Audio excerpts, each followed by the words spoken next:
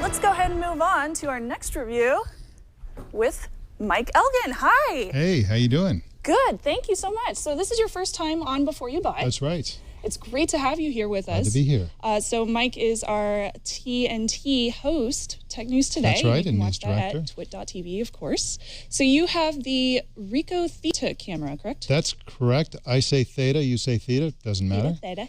But either way, it's a really compact thing, about the size of a bar of chocolate. So I reviewed something similar to this called the Galileo a couple of weeks ago, and it was a camera that can do 360 degrees, but it requires you to use an application on an iPhone. Right. So this is just built-in, all-in-one, correct? That's right. You can just use the device and then you can upload it, but it does have an iOS app, and it also has an Android app, which is the one I've been using. I've tried them both, actually. But this is actually a very cool little device. You see that it has lenses on both sides. That's how you get the 360-degree effect. And then one of the coolest effects, Shannon, you can see this, the eye follows you. It's like a haunted house, you know, where the painting follows you. Creepy. Yeah, because that is all glass lens there, and that's how they achieve the 360-degree effect. So weird. Do you end up with any kind of cutoff from the two sides? There's a little bit of a glitch in the matrix when you see where the seam is, and I'll show you that in just a second.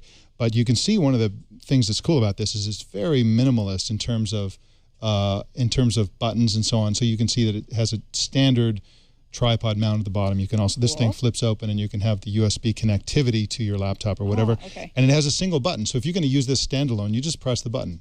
So I just took a 360-degree picture. Right up my nose. Right up your nose. So this is also called the nose cam, which is yeah, but it's very handy. The problem with that button, and we'll get to all the problems in just a second, but the problem is you think your nose is in this picture. You should see the size of my thumb when this picture comes out, because there's no way to use this button without your hand being in about 20% of the shot. Could you remotely take a picture? You can, in fact. And in fact, let's go through the rest of the hardware specs on this, and we'll get into the software part. So it has 4 gigs of memory. That holds about 1,200 pictures for the size that it creates. That's not bad. The images are actually 3584 by 1792. Wow. That's the resolution on them when they come out. Now, so there's as I said, there's iOS and Android apps. You can take pictures and share them. You can change the brightness. That's about it. That's almost all you can do with this camera. It's very, very simple. But once you have it on the app, and I'm going to bring this app over here so you can see the app. And again, this is the Android app. These are pictures that I've already taken. You can see that they're circular. And if I'm going to take a picture, so I'll go ahead and take a picture here. You see this green interface. Yeah. You have this in the background. So I'm going to take a picture just like that. Now, of course, we're very close, and this is Wi-Fi, so I could have this camera on the other side of the room. And once you do that, that's really the way to use this device, is through the app, because then your hand isn't in the picture. And you can also upload it to the Theta site, and I'm going to show you that now, if we can kick over to the laptop. Now, this is a picture that I took about an hour ago, and that is Jason once again making a cameo. Whoa, but you can see what happens is, as you move this around, you see some of the cool effects on this. And this is totally 360. You see the ceiling, you see the floor, you see everything. And then you can zoom in on Jason. Look at that. It's called the Jason. That's awesome. They should call this the Jason cam. Great moves back there, Mike. So this is very cool. Now I use this picture not only because Jason is such an awesome model, but you can see the seam there. You see that? Yes. So this side is one camera and that side is the other camera, and I'm going to zoom in there and you can see there's the glitch in the matrix. But normally, so we'll follow the seam up and you can see as we follow it up that's it. You really don't see the seam normally. It's only at the bottom because, of course, there's a device between the lenses. So that part of it is really cool. Another thing you want to notice is that this is not super high quality. Cameras these days, including smartphone cameras, are much higher quality than this, and partly this is because this is low light. So let's look at a picture that has more light in the shot here. Okay, let's see. This is the fridge cam. This is the Twit refrigerator. So we got in there, and you'll notice that there's nothing except beer and yogurt. So that's what we live on here at Twit. We're healthy eaters here. That's right, and healthy drinkers. So you can see this is with more light, including a refrigerator light. This is not bad. You could go in and read the labels, find out the alcohol levels of all the beer. So so this is a very cool app. And again, this is one of the downsides. Preview of some of the downsides. This is the app where you see this view. You see it in the app. You can see it on this app. But if you upload to Facebook, you simply get a link to the here. Okay. So that's a limitation of this device.